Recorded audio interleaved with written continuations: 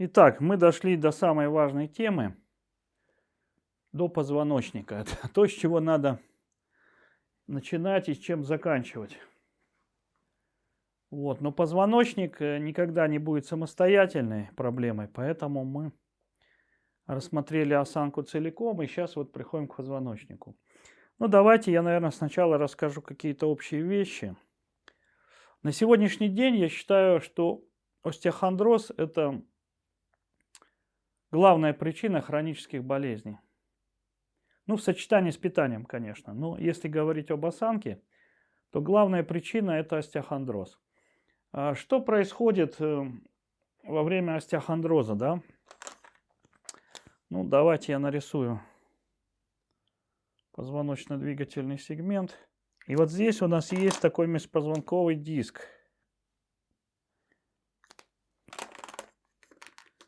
Ну и условно отсюда вот уходят у нас вот такие вот нервные корешки, которые иннервируют органы. И вот когда вот этот диск начинает проседать, его размер становится меньше, тогда происходит зажатие корешка. И управленческая функция страдает, то есть нарушается кровоток в органе, нарушаются сигналы, которые заставляют его работать, и так далее, и так далее. И это происходит с любым органом. Вот, как я к этому пришел, да? Об этом, в общем-то, говорят мануальщики, но как-то это упускалось из виду долгие годы у меня.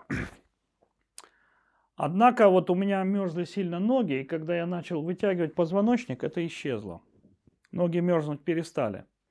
Вот тогда я понял, что это действительно работает, и что действительно происходит бессимптомное такое вот поджатие корешков, когда человек не чувствует боли, но снижается функция. Самое интересное, что об этом знали древние. И на сегодняшний день вот эта система чакр, наверное, многие слышали из йоги ее.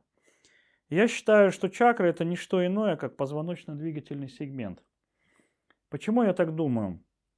То есть раньше в языке просто не хватало слов анатомических для того, чтобы описать процессы. Но люди эти процессы понимали, но не могли описать из-за того, что в языке просто-напросто не было таких слов. Вот. И надо было как-то выходить из этого положения, и они придумали новые слова. Ну, по аналогии, вот представьте, что какой-нибудь араб с Африки приехал к нам, или с Аравии, приехал, допустим, в Россию, да, ну, увидел там снежную вьюгу, возвращается домой, как ему рассказать соплеменникам о том, что он видел? Слов таких, как снег, нету в языке. Их просто нету. А нужно описать, что он видел. Ну и тогда он будет использовать аналогию, да, песчаная буря и так далее, и так далее. Он не сможет рассказать, что такое лед, наст там и так далее.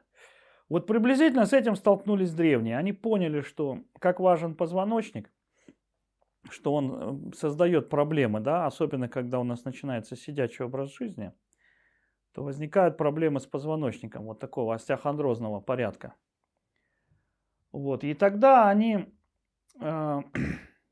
объединили несколько вот этих позвоночно-двигательных сегментов в один и назвали это чакрой. Потому что как у лотоса вот расходятся лепестки, так и здесь расходятся вот эти корешки. И для большего, легчего понимания, они там 7, что ли, чакр, ну, в разных системах по-разному, объединили. И, соответственно, вот эта пищеварительная, там, она там, допустим, желчный, печень, желудок, там, поджелудочная, да. Вот их объединили, вот она занимается пищеварением, чакра. Там выше, там, сердце, легкие, да, другая чакра. Там ниже половая чакра, кишечник будет там, половые органы, ноги и так далее, и так далее. Вот. И стали говорить о закрытии, открытии чакры, о том, что если чакра открыта, все работает. Но если представить, вот, что все, что я сказал, так и есть, то мы видим как раз описание древними проблем и их решения. Что если корешок не зажат, то все функционирует как надо.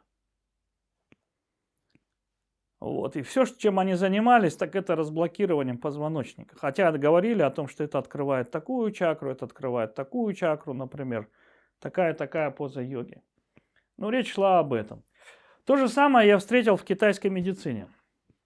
То есть в китайской медицине там вот так на спине, если взять, что вот эта спина, и вот так вдоль позвоночника идут сигнальные точки органов вдоль всего позвоночника. Там легкие, перикард, сердце, желчный, печень, поджелудочная, желудок, тройной обогреватель, там кишечник, тонкий кишечник, толстый кишечник, мочевой пузырь, почки. Вот так. Причем каждая сигнальная точка расположена строго на определенном уровне позвонков. И сначала мне было непонятно, ну а как, почему они расположены тут, все сигнальные точки. Ну а теперь стало понятно в сфере вот этой теории, что если мы имеем, например, зажатие точки сердца, то иннервация сердца, она будет нарушена, потому что болезненность говорит о напряжении мышц, которые сжимают какой-то сегмент, и это вызывает проблемы в определенном органе. Поэтому все китайские вот эти сигнальные точки идут вдоль позвоночника. И по ним определяется, значит, тоже какой орган, значит, будет страдать. Вот, поэтому основная задача в лечении хронических болезней – это лечение позвоночника. Лечение позвоночника. Но на сегодня мы уже понимаем, что положение позвонков, оно не может быть самостоятельным. Вот это та ошибка, в которую впадают остеопаты и мануальщики особенно. То есть они пытаются править позвонки, положение, не учитывая совершенно, а как эти позвонки зависят от всего остального тела. Но зависимость прямая. То есть у вас стала короткая нога, и у вас совершенно другое положение позвонков. У вас наклонился таз, у вас другое положение позвонков. Выдвинулась голова вперед, другое положение позвонков. И вот давайте я сейчас расскажу о том, как, на мой взгляд, возникает остеохондроз. Вот, и почему он возникает.